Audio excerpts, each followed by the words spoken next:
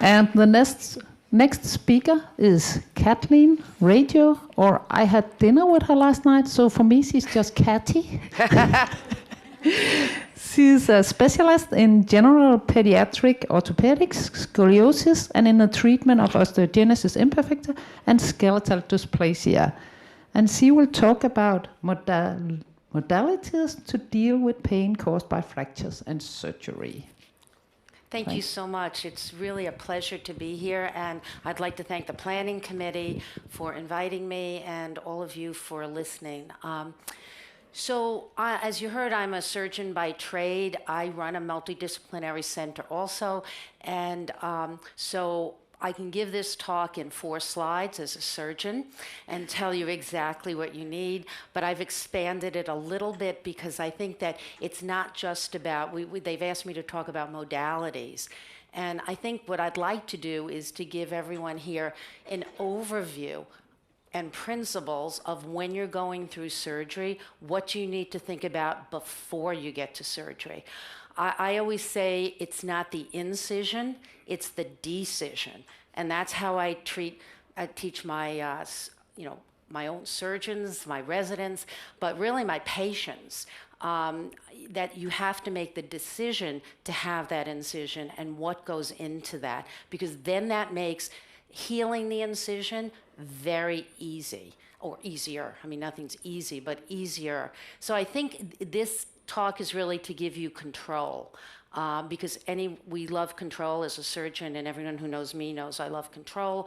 So to give you control of what should you be asking, what should you be thinking, and then of course we're going to deal with the how do we actually treat the pain, or what do we do, and you'll get my own personal, what we do at our institution in New York City. So I run the center, as you already heard. So we're going to talk today, this is very easy for me because it's acute pain. We're not talking about chronic pain. So the first lesson that I would like to just say is I really think it's important that when you go to think about surgery, you really need to think about, have I maintained myself? So patients always say to me, well, why do I have to come back every 2 years to see you? I mean, it's fun to talk, but what are we doing? And the thing is, I had a patient come in the Monday before I flew out to come here, and I said, gosh, I haven't seen you in 9 years. And lots happened in 9 years, and she said, I really thought, I need to get back there because I need to maintain where I should be so that when I have an emergency, you know me, I know where I am, and the doctors know where I am.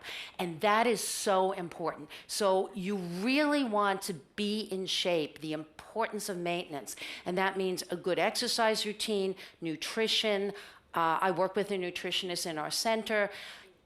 Your baseline studies, we recommend in our adults every 2 years. I like every year, but every 2 years is the recommendation for DEXA scans, et cetera. Because you need to know, what is your vitamin D level? I mean, I am not going to suggest you have surgery if your vitamin D level is 8 and normal should be above 40 and expect your bone to heal. So you really don't want to get into a situation where you're playing catch up. So I think it's so important to have maintenance, have your baseline studies. The last thing is knowing your baseline. What are your aches? Where are your pains? If you can't stretch your arm out more than this, you need to speak up and tell people ahead of time. Ahead of time, you're going to meet with your surgeon, you're going to meet with the anesthesiologist, and you might meet with a few other people. But those 2 people are the people who are going to take care of your body when you're under anesthesia. They need to know where your body goes. So when I had surgery, I have a bad knee, as most of you know who've seen me last year gimping around in Sheffield. And I wrote on my knee, do not bend more than 90 degrees. So that when I was under anesthesia, nobody was moving my knee the wrong way. And it's really important because the part we operate on is another surgery trick. is never the part that gets us in trouble or the patient in trouble after surgery. It's always you've pulled an arm the wrong way and you have a fracture, you didn't realize the patient has very thin skin and you've pulled off part of their skin with your dressing. So or you haven't checked their heart and lung ahead of time, and so they can't breathe after surgery. They have trouble getting extubated. So it's very important. You have to communicate this, and that's part of controlling your pain. Because if I'm going to stretch your arm out and you're going to wake up and I've operated on your foot and you feel great in your foot, but your arm's killing you, more pain, you're going to need different pain medicines. And so you have to be emboldened to speak, and people have to listen. So we went through some of this planning and questions. So if we're going to have surgery, generally you can plan this. You can pick the date. We say it's elective surgery. I don't know how many people want to elect to have surgery, but it's elective. And so you don't have to say, oh, get me in as soon as you can. It's like, okay, what's going to work? What workup do I need beforehand? And how can I get my ducks in a row? So you want to allow that time. The key for us is we do a lot of prehab, which is pre-rehabilitation, which I think they do. I see people nodding in different countries. And it's specific exercises for that surgery you're having, and exercises that you will be doing after surgery that you learn ahead of time. I think you heard very eloquently today, and I think it was Kees who said, knowing where you're heading is important. And I think then Annbeth said about how your body remembers. You get muscle memory. And so by training your body ahead of time, when you have to get up and move after surgery, which you do have to, you'll see that coming up, you will be ready to do it. And that's so important. There's so much you can do to minimize the pain you're going to have after surgery. Look at equipment needs. People always say to me, well, this is a real problem. Now you've done surgery and now I'm killing my back because I'm walking, with this walker. And I'm like, we should have thought about that ahead of time. That's not going to work because we've changed your alignment. Or, gee, your arm is in a sling. You can't use that walker. So think ahead because you're going to try to be preventative. And obviously, post-operatively, how can you lie down? What restrictions are you going to have? What positioning?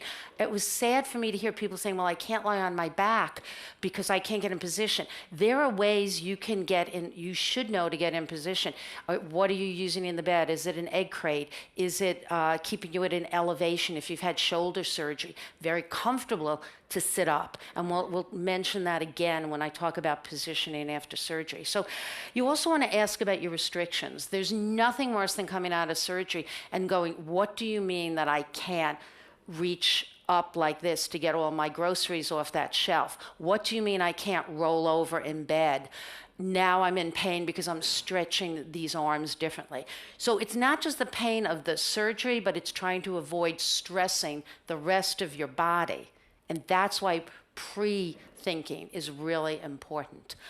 So when you come to surgery, so this is, again, we're talking elective surgery, and I'm mainly talking for adults. I have a bias to adults, even though I trained in peds. I think the adults are forgotten. Everybody tells all the kids what's going on, and the adults, it's like, am I going to anesthesia? What's happening? What are you doing to me? And nobody talks to us.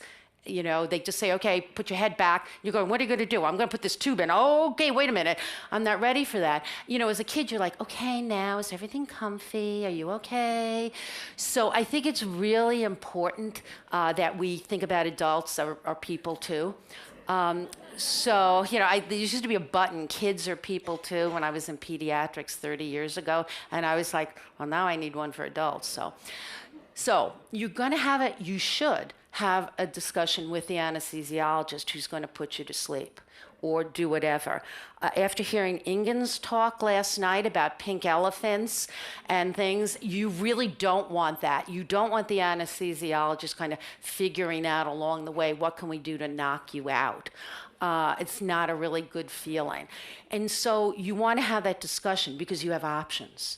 You have choices, and you have risk benefits that you can put together. And the goal of surgery, again, is we know there's risks, we know there's benefits, that's why we're doing the surgery, but we want to minimize the risks. And anesthesia, this is the person who keeps you alive. Okay, the surgeon is working. The anesthesiologist is actually the person in the room who's making sure you'll come out of this. So what are the discussions you should have? What are the points you should bring up? One is you can have general anesthesia, which means, most of you know, the tube generally down the throat. And one of the things in OI that we're always concerned about is if you're going to have general anesthesia, which is very common to have, we heard about yesterday, basal invagination, putting the head back. Is that a good position? So again, in planning for your surgery, if you haven't kept up with your workups, you're going to now need to go get your lateral x-ray, you're going to need to get maybe an MRI. There's a lot to do. So for elective surgery, you're maintaining yourself, and then there's going to be things you need preoperatively. And for OI in our institution, so I'm going to stop now, I'm sorry, in our institution, you're probably going to need cardiopulmonary clearance. You're going to need maybe neurology clearance. You will see anesthesia. And then you are going to need maybe an MRI. We're going to definitely clear your neck. So there's a lot to do. And that's why, if you noticed on the slide before, I said give yourself time, because you want to be in the best shape. So when you get to this anesthesiologist, what are they going to say to you? So you're going to look at general anesthesia. That's an option. An epidural, that's where they put, anyone who's had a baby knows, they go ahead and put in around the door, they put in a catheter, and they can numb you then, so you're numb from the legs down. We do a lot of that at our institution. We are a big regional, but it doesn't always work well in people with OI, so you're going to need to have your own spine checked to see, is that a possibility to do? Nerve blocks are really helpful. They can be combined with general anesthesia. So a nerve block is a specific nerve going to a specific place, like a femoral nerve right in the front, that can be numbed. And so you will wake up, you won't feel that specific area. It decreases the pain initially. And then there are incisional blocks that can be done, meaning that in our institution, our doctors will actually inject into the incision when they're done. You're all sewed up, and they'll inject a local anesthetic in there to decrease it. So there's many different modalities, and that's why discussing with the anesthesiologist ahead of time where you're having pain, your baseline, what works and doesn't work is really important. The other thing to know, a caveat to all this, is if you are on chronic pain medications or in a pain management system, in our institution you go to then our pain management doctors so that they can advise us on what we should be prescribing for you postoperatively, and also have a realistic expectation of what you as the patient can expect. So that's a whole other layer to this if you do have that. So post-op pain, you're going to have pain. It's like the three bears. It can be coming from bone, muscle, joint. And it's important to understand where it's coming from, because it's going to be maybe different modalities that are going to help. Also, it can be from nerve stretches that you can have. And a big one is immobility, stiffness, like this log that's just lying there. You don't want to be that lump on the log, because you've already been a lump on a log when they've operated on you. We had no choice, that you didn't move for maybe 4 hours. Your body hasn't moved. So there's going to be some initial immobility, stiffness that you get. So what can we say? Well, pain is expected. So what's normal? How do you work through it, and how do you work with it? Well, I like to think the first 24 hours is like Goldilocks effect. You either feel great, because they've put the blocks in and you have an epidural, and you feel nothing. So you're feeling pretty good. Or you feel awful because you said, well, no, for me, it's best I have intubation. I don't want any blocks. That's not going to be as helpful. I don't want to wake up feeling my legs completely numb. That's not the feeling I want. And so the first 24 hours, you're going to know by your anesthesiologist what you are going to be feeling, and they're going to know when to give you some medicine. You need to be ready to move. This is not Sleeping Beauty. There's no Prince Charming coming to kiss you awake. And you know, after many years, even though, you know, you saw Prince Charming coming in last night, but you can't sleep away the pain. That doesn't work. It doesn't work. So you have to be ready to move. And you're going to be the tortoise. It's going to be slow and steady. You're not the hare. So very important. What can you expect? So the first 24 to 72 hours, you're going to get some opioids. We use acetaminophen, which is Tylenol IV or PO. Remember, this is Kathleen, you have 3 minutes. Okay, remember that you will have the nerve blocks. When they wear off, hurts a lot because you get that rebound. Pre-medicate. Ask when they expect it to wear off and ask for medication ahead of time. You know, an hour before that's wearing off, get your pain med on board. That's really important. Post-op day, so what can you do for your incision in the muscle? I use a lot of arnica. We put arnica cream. It's natural, not on the incision, but around it on the muscles. Ice is your best friend. I've heard a lot about heat here, but ice is definitely your best friend. Ice, ice, ice, continually. You will take ice home with you. That's it. For bone and muscle, get up and stretch. You're going to get up in the first 3 hours in our institutions. They're going to get you out of bed. Prep to get up. So exercise in bed, teach your muscles. Okay, we're ready. Yep, we're ready to get up. Positioning, we already talked about. You might need a recliner, especially if you had shoulder surgery. And you're going to have PT multiple short durations. Use sleep also, and sleep is medicine. You don't want to sleep continually, but you do need to get a good night's sleep, so you might need a sleep aid. The first 48 to 72 hours, expect to be on oral meds, Tylenol and codeine. Most doctors will only give you 5 days of oxycodone, that's it. Surgical pain should not require long-term opioids. And if pain is severe, you need to reassess. Something's off. Something is not right.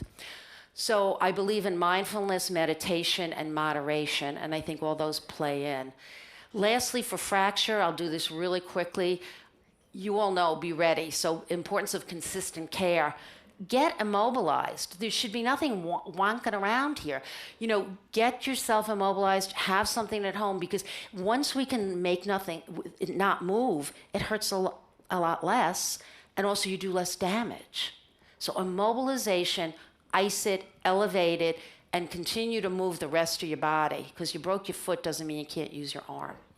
So the choice of drugs for acute relief, I went to the NIH and NICE from UK. For children, they recommend oral ibuprofen or acetaminophen, and IV or opioids for moderate to severe pain. And in adults, it's Tylenol with codeine, morphine IV for severe pain, and very cautious, we don't use NSAIDs, meaning you know, anything like Motrin, Indocin, anything like that for adults because of GI bleeding and bone impairment to bone healing and renal problems.